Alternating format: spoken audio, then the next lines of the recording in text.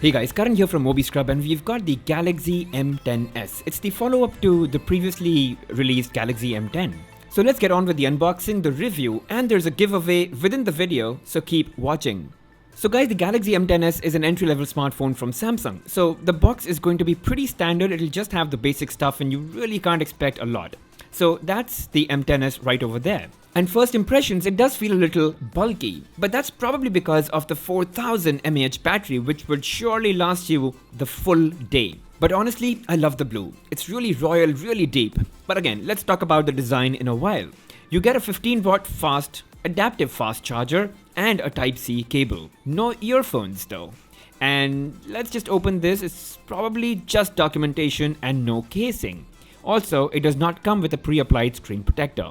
And now coming to the design and build of the M10s. Firstly, I do really like the color. I think it's a very simple, professional, good-looking blue. And there's nothing at the back, which makes it look very plain, simple, but very classy. And while right now it looks good, it is plastic. It's not polycarbonate, it's not glass, it's just plastic. So with time, that polish is going to wear off. So definitely get a case. The good part is that it's not going to have too much of fingerprints or dust like glass does. While holding, you can definitely feel the weight. It's not too wide, but if you want to use it with one hand, a couple of stretches would definitely get you to do it.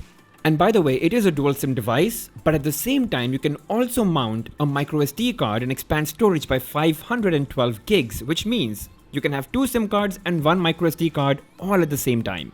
Overall, I think it's the color that gives the M10s its distinct look, and the fact that there's nothing at the back, it's plain, simple, no patterns, nothing is too loud, and that sort of makes it look really nice. But it is plastic, and that's the only downside. At the bottom, you do get the Type-C port for faster data syncing and charging, and you do get the 3.5mm headphone jack. And now let's turn the device on and talk a little about the software. So it is running Android 9 Pie, but whether it's going to be upgradable to the 10, not too sure. It's running One UI Core, and that's like the dumbed down version of the regular One UI version. Having said that, it does lack a few One UI features. Now, it does come with a couple of preloaded apps, including some Samsung tools that are really useful, and then some Google and Microsoft apps are packaged too. If you've been using Samsung phones in the past, this interface will look very familiar. But having said that, the interface is not as fast. It does not feel as fluid as you would expect it to be. I can definitely feel like a slight lag between my touch and the actual response to touch. So I would be using this device for a longer period and see if that really holds all the while, or just because I'm setting up this phone right now. But I tap install and then it takes a while to get there. Even when I'm installing an application, I have a 1 gigabit per second internet speed. Definitely not slow, and I've been installing this app on other phones. So you can see that it does take a while to really download the entire package and then install it. And it's not that it's a deal breaker. I mean, it's just something that I would like it to be a little bit more snappy. It just gives me a better feeling. Digging a little bit more inside the features. So if you long press on the home screen, you do get the options to personalize and customize it. I mean, what kind of stuff goes on the home screen, the grid size and all of that. You could go into settings and then probably head over to advanced features, and you can tweak your phone even more to suit your personal tastes and preferences. You could go into motions and gestures and set up some smart features there. Now, if you pull down the notification panel, you do get the night mode, which basically takes all the native apps like your dialer, your messages, calendar, calculator, email, all of those, and makes them dark. Very happy to see Dolby Atmos being a feature in these phones. By the way, Dolby Atmos truly changes the way you experience sound, especially in movies, so definitely try that out. And you don't get always on display with the Galaxy M10s. I just wish that Samsung did put that in though. And now coming to the display. It's a 6.4-inch Super AMOLED display, probably the best in its class and for any device that's under 10,000 rupees. It's not a full HD display though, it's an HD plus display, which means you will not be able to play 1080p content. And even high definition games would only play in HD quality and not full HD quality. But even then, the screen looks so good, so bright and so colorful. And only the bezels at the bottom are thick, otherwise pretty thin bezels as well. At the top you get a U-shaped notch which houses an 8 megapixel front-facing camera. Now, as I said, it can't play 1080p content, but even then videos look so good on the device just because the colors are really nice and it's a really bright screen. Guys, it's Super AMOLED and that's what you'll expect. So yeah, if you go into YouTube and you look at the quality settings, you will not get 1080p as an option.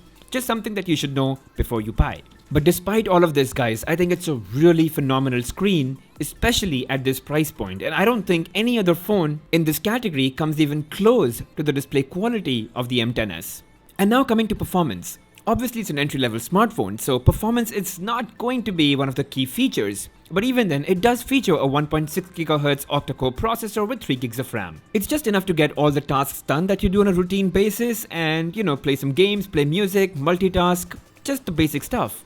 So let's just try playing Asphalt 9. One thing that you need to know is that Asphalt 9 is not going to play in 1080p mode, which means it's going to render in 720p, which is fine actually. It helps you save battery and you still get good performance because the game will automatically render graphics for that processor and RAM and screen that you have.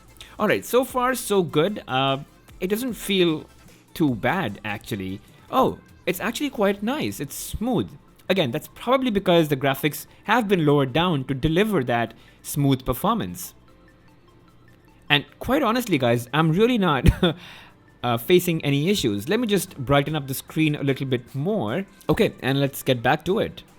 It's actually playing really well, it's pretty smooth. As you can see, there's no lag, no delay of any sort. I'm actually surprised by this. So yeah, it's a pretty good performance, I think, from an entry-level smartphone, especially to be able to play Asphalt 9 so easily, so smoothly. I think I'm pretty impressed. Alright, let's move on to PUBG now. The loading has been slow, but that's again pretty expected from an entry-level smartphone. Now, the game did recognize the hardware to be able to play at medium graphics settings, and I wouldn't go change that to high because I know otherwise my gaming experience won't be that good. But now that I'm playing it, I can feel like very little lag, like very little delay in terms of my response to touch. I mean, it's not as smooth, and like Asphalt 9 was playing really smoothly over PUBG, which is really surprising for me. But if you look at the colors, it's pretty good. Look at the overall quality, the textures, the shadows. They're all pretty good, even for medium quality graphics that PUBG is rendering. Okay, just one correction.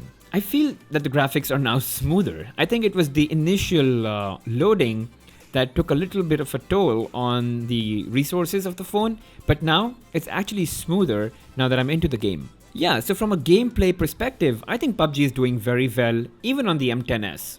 I'm actually enjoying playing on it, and I wouldn't enjoy it any more on any other phone, I think, to be very honest. So if you're really looking forward to getting the M10s and playing PUBG, I would say go for it, absolutely no issues. And the phone isn't heating up also, which is a great thing. And before we talk about the camera of the M10s, I just want to talk about the giveaway. So I'm giving away a brand new Galaxy M10s. It's absolutely sealed. And all you have to do is subscribe to the channel and comment in the section below why you think you should get the Galaxy M10s. I'll pick a winner at random, and I'll do that in the next 15 to 20 days.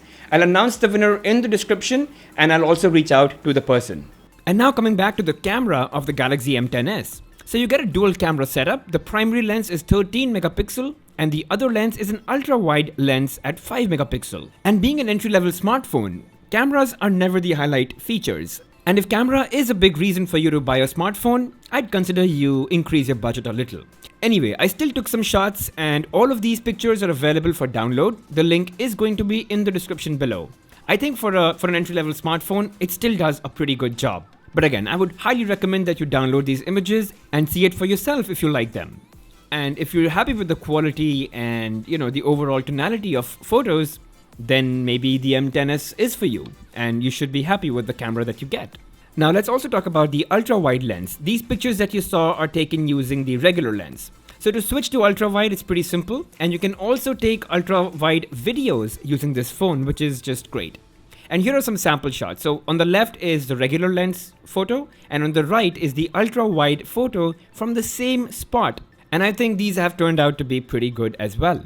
So yeah, just go ahead and download these photos. The link is in the description. Have a look at these pictures by yourself and evaluate whether you're happy with these photos the way they've come out. Of course, in low light, you're gonna struggle a bit, and there is no night mode. And talking about modes, let me just quickly show you. So this is live focus, but this only works on human faces. There's Pro mode, but you only get access to ISO and white balance, and then there's panorama. Now, if you go into settings, you'll see that the video size or the video resolution it can take is only up to full HD, and that's fine. I mean, I don't even use 4K despite having 4K at 60 FPS. So that's it on the Galaxy M10s, and to conclude, I think it's a pretty good looking device for an entry-level smartphone. The plastic may be a bit of a letdown, but again, it's an entry-level smartphone, and at that price point, that's pretty much what you can get.